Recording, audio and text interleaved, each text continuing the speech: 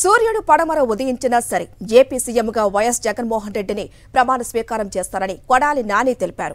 చంద్రబాబు, పవన్, సోనియా ఎంతమంది కలిసి వచ్చినా సరే సీఎం జగన్ను అధికారం నుంచి దింపగలిగే శక్తి, సామర్థ్యాలు ఎవరికీ లేవన్నారు. 58 నెలల పాలనలో కరోనా ఇబ్బందులు వచ్చినా ప్రజలకు ఇచ్చిన మాట తప్పకుండా వైఎస్ జగన్ నెరవేర్చారని చెప్పారు. పైన ఉన్నటువంటి భగవంతుడు ఆశీస్సులు జగన్మోహన్ రెడ్డి గారికి ఉన్నాయి. ఈ రాష్ట్రంలో ఉన్నటువంటి 5 కోట్ల ప్రజల ఆశీస్సులు జగన్మోహన్ రెడ్డి గారు ఉన్నాయి. సూర్యుడు తూర్పున ఉదయిస్తాడు, ఒకవేళ పడమర ఉదయిస్తాడేమో నాకు తెలియదు, కానీ జగన్మోహన్ రెడ్డి గారికి ఉన్నటువంటి ప్రజాబలం ముందు మే ఆఖరికి జగన్మోహన్ రెడ్డి గారిని ముఖ్యమంత్రిగా ప్రమాణ స్వీకారం చేయకుండా ఆపగలిగినటువంటి సత్తా, దమ్ము ఉన్నటువంటి మగాడు ఈ రాష్ట్రంలోనే పుట్టలేదు.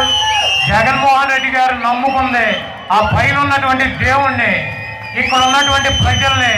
నేను మంచి చేస్తే నాకు ఓటేయండి అని చెప్పి దమ్ముగా, ధైర్యంగా మాట్లాడగలిగినటువంటి ఏకైక ముఖ్యమంత్రి ఈ భారతదేశ చరిత్రలోనే జగన్మోహన్ రెడ్డి గారు. ఇటువంటి పవన్ కళ్యాణ్, చంద్రబాబు ఉత్తపుత్రుడు, దత్తపుత్రుడు, బీజేపీ వదినమ్మ, చెల్లెమ్మ, మోడీ, సోనియా గాంధీ ఎంతమంది వచ్చినా కూడా జగన్మోహన్ రెడ్డి గారి ఎంట్రు కూడా పీకలేరు. ఈ రాష్ట్రంలో జగన్మోహన్ రెడ్డి గారిని అధికారంలోంచి ఎంచగలిగినటువంటి శక్తి, సామర్థ్యాలు ఎవరికీ లేవు. మనందరం కూడా అండగా ఉందాం, జగన్మోహన్ రెడ్డి గారితో నడుద్దాం, జగన్మోహన్ రెడ్డి గారి వెంబట ఉందాం. జగన్ అన్నకి తోడుగా, నీడగా ఈ 58 నెలలు ఆర్థిక పరిస్థితులు, కరోనా, డబ్బులు లేవు, ఆదాయం పడిపోయింది. ఏ రోజైనా వంక పెట్టి ఒక్క 5 పైసల పిల్లలు చెప్పినటువంటి మాట నాపాడా? అదే ఈ దుర్మార్గుడు చంద్రబాబు అయితే ఏం చేసేవాడు?